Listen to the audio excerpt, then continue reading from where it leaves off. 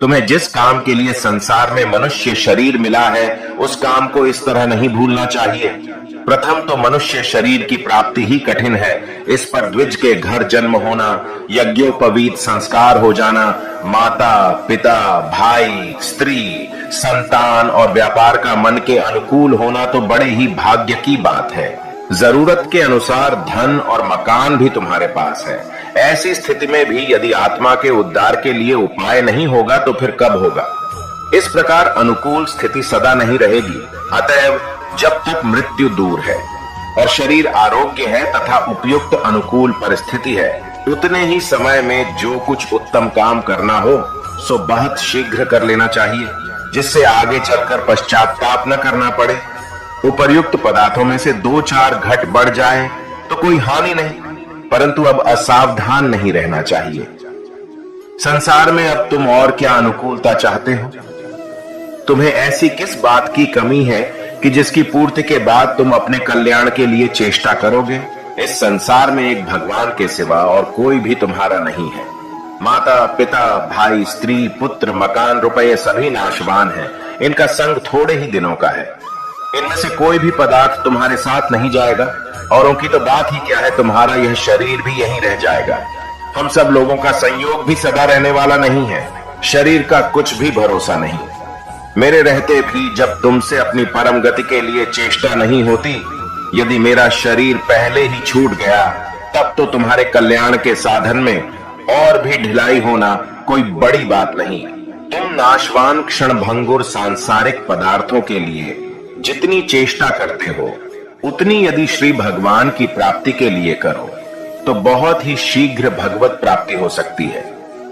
श्री भगवान के समान प्रेमी दयालु और सर्वशक्तिमान दूसरा कोई भी नहीं है। फिर तुम किस लिए उस सच्चे प्रेमिक के प्रेम के लिए चेष्टा नहीं करते? रात दिन तुच्छ धन के परायण क्यों हो रहे हो? जब यह शरीर ही तुम्हारे काम नहीं आएगा तब रुपयों की तो बात ही क्या है। शरीर नाश होने के बाद केवल अब का किया हुआ भजन ध्यान सत्संग और शास्त्रों का अभ्यास ही काम आएगा और कुछ भी काम नहीं आएगा। शरीर का नाश अवश्य होगा, इसको बचाने का कोई भी उपाय नहीं, परंतु शरीर के नाश होने पर भी आत्मा का नाश नहीं होता। इसलिए शरीर नाश होने के बाद आत्मा को परम सुख परम आनंद मिले, उसी के लिए रात दिन चेष्टा करना मनुष्य जन्म का उत्तम फल है। इसी से श्री सच्चिदानंद भगवान की प्राप्ति होती है। मनुष्य का जन्म इसीलिए मिला है। अतएव भगवत प्राप्ति के लिए तत्पर होकर चेष्टा करनी चाहिए। मुझे मालूम हुआ है कि हिंदू मुसलमानों के मामले को लेकर आप बहुत उद्विग्न हैं और बड़ी चिंता करते हैं। मेरी समझ से यह बहुत लज्जा की बात है। परोपकार में जीवन लग जाना बहुत ही उत्तम है। इसमें तो आनंद बनाना चाहिए। लोक सेवा करने वाले मनुष्यों पर बड़ी बड़ी विपत्तियां आया करती हैं, इसके लिए वे कभी शोक नहीं करते। इसमें घबराने की बात ही कौन सी है? यदि आपने लोकहित के लिए न्याय पूर्वक चेष्ट की है और उसके लिए आप पर आपत्ति आई है, तो उसके लिए आपको आनंद मानना चाहिए। यदि आप निर्दोष हैं तो यह विश्वास करना चाहिए कि आपका नुकसान नहीं हो सकता। अगर दोषी हैं तो दंड भोगने के लिए भी आनंद से तैयार रहना चाहिए। और आप यदि यह समझते हैं कि बिना ही दोष आप पर लोकहित करते यह आपत्ति आई है, तो आपको एक वीर की भांति प्रसन्नता से जेल जाना चाहिए अथवा प्रमाणों से अपने को निर्दोष साबित करना चाहिए। रोना, चिंता करना और छिपना तो कायरता के लक्षण है। कायरता बहुत बुरी चीज है। गीता अध्याय 2 श्लोक 2-3 का अर्थ समझकर कायरता का त्याग करना चाहिए। यह वीरता ही मुक्ति में हेतु है। कायरतापूर्ण जीवन तो मृत्यु के समान है।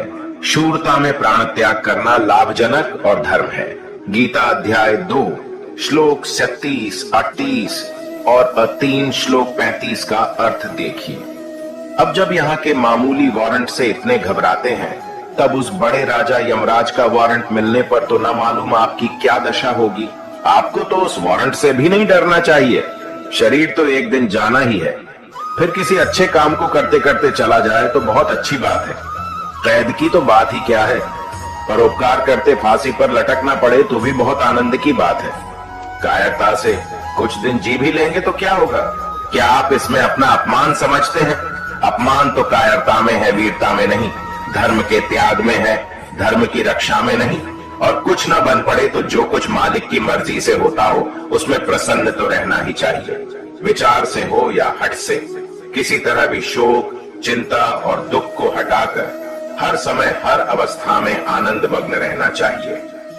भजन ध्यान के लिए निरंतर प्रयत्न करते हुए इस बात पर विश्वास रखना चाहिए कि जो कुछ होता है सब भगवान की दया से होता है और उसी में मंगल है।